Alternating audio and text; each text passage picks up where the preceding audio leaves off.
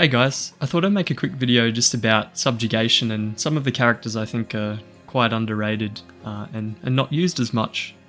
This is particularly good for free-to-play players who might not have access to the highest tier Subjugation characters in the game. Okay, so let's get off with the first character.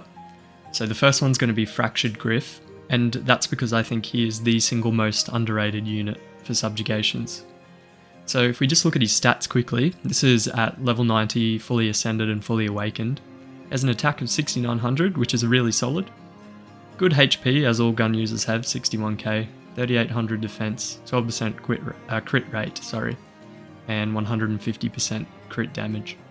With his character skill, it's doing a lot of damage at high health, with him doing the most damage at 100% health. So 150 damage 4 times, so that's a 600 total. But it can increase up to 80%, which ends up being about 1080. So it's a really high damage character skill. The only bad side to it is that it's a gauge level A, so it's going to be hard to get a double CS off with him in Subjugation. The reason why he is so good though is because he has a combination of Vigor and Bold Vigor when awakened to level 3. So he's basically like a budget Celeb Gale. Which is really good still, and better than most characters. He also has a Luminous Rush passive, so he'll get increased stats for light affinity weapons, but rush abilities aren't that great. So it's a combo of his 20% Bold Vigor and his high damage character skill, along with his pretty solid base attack. That makes him a good damage dealer, particularly in wave 1 or 2. On to the second character, we have Bloody Demus. Now, high-level players will know already that this character is quite good, but for those of you, particularly free-to-play players who don't have the very top units, this guy can come in very handy. So he's got an attack of 6700, 58,000 HP, pretty solid defense at 4300. He has that 30% crit rate thanks to his Ambush passive and 150% crit damage. His character skill isn't the greatest, but it is interesting. So it's doing 5 times 70% damage, so that's 350, and increases your defense, which is pretty bad to be honest.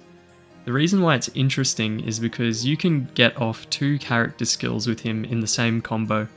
So it's only him and the 2B costume for Theo that can do that at this stage, as far as I know. So if you need a combo extender in wave 1, he's going to be great. The other reason why he's good is he has a Bold Vigor passive.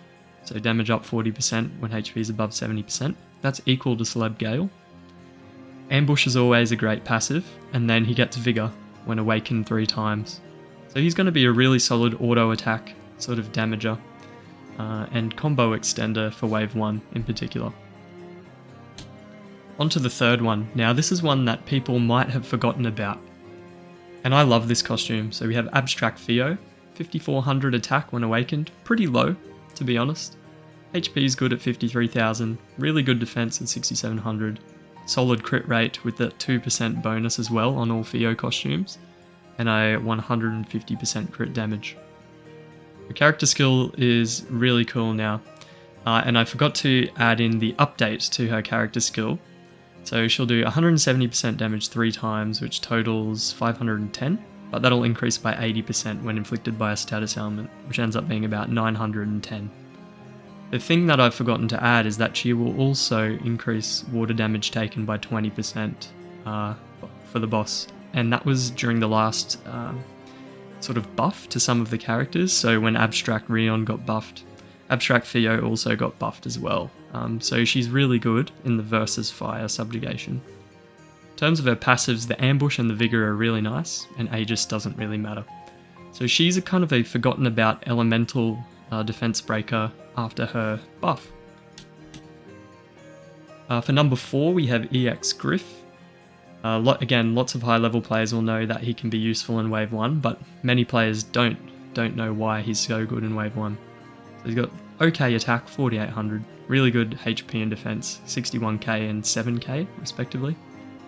Okay crit rate at 12%, and then just base crit damage 150%.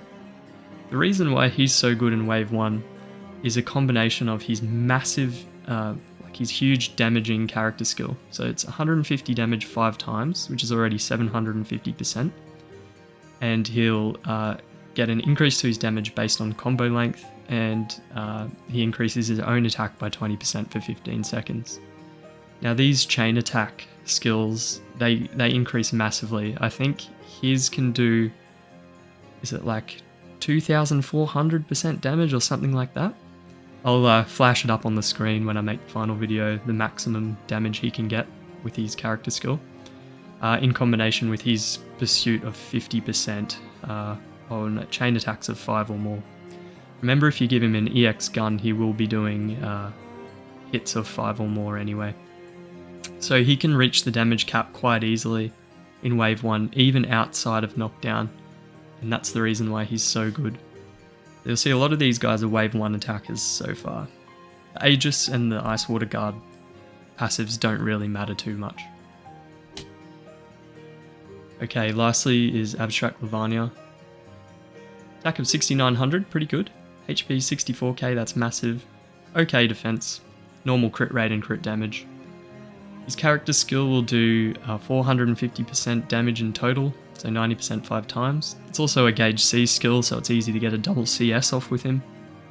But he, again, is kind of the Caged Vigor version of Celeb Gale, but much worse, I will say. So his damage goes up by 40% when his HP is low.